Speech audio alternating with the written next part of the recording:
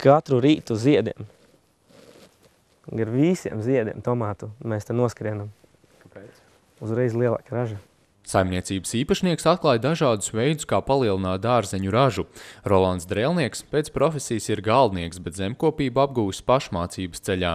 Es domāju, ja man ir lauki šeit, tad ir kaut kas jāattīsta. Un tāpat arī, lai būtu darbs gan mammai, gan visiem mums būtu darbs, tad ar tam siltumnīcām. Bet mums arī man no mazām dienām jau tāpat arī gurķi, tomāti, viss jau ir bijis zemenes, tikai viss stipri mazākos apjomos. Tāpat esam strādājuši un darījušies. Tas nav tā, ka tikko viss tā un ir.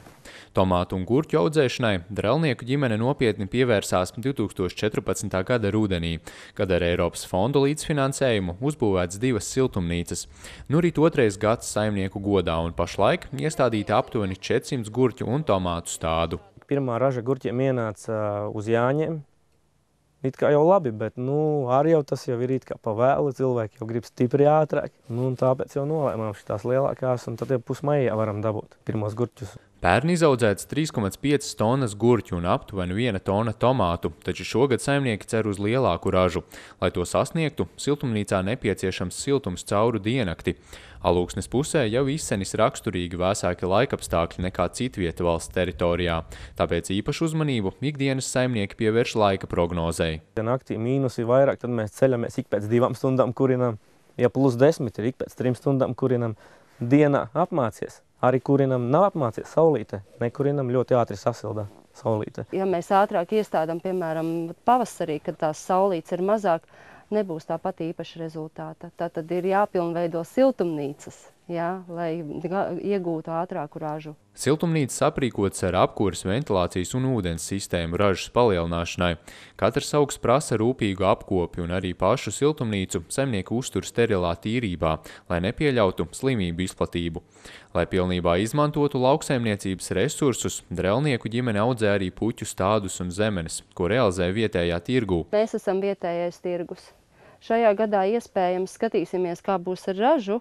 Domājam arī tā kā uz Lejas ciemu pabraukāt, bet līdz šim mums ir pieticis Alūksne. Pilsēta vai novads? Pilsēta. Pilsēta, vairāk arī nekur. Redzēsim, kā šogad. Katrs gads mēdz būt noteikti savādāks. Tā kā nav arī mums ar ko salīdzināt reāli. Mums šitas būs 2. gads siltumnīcām. Tieši šīm. Tā kā nākamā gadā varētu atkal salīdzināt, kā ir un kā bija. Kā paši atzīst, uz laukiem pārcēlās, lai vairāk laika veltītu augkopības biznesam. Taču darbs savās mājās nenozīmē, ka ikdienā ir vairāk brīva laika. Man lauki. Tas ir vienkārši. Es pilsētā nevarētu dzīvot. Es esmu te pieredzis no mazām dienām skraidīt, ņemties, darīties. Man ļoti patīk. Un, laikam tas tā ir iegājies, ka darbs ir darbs, tev tas ir jādara.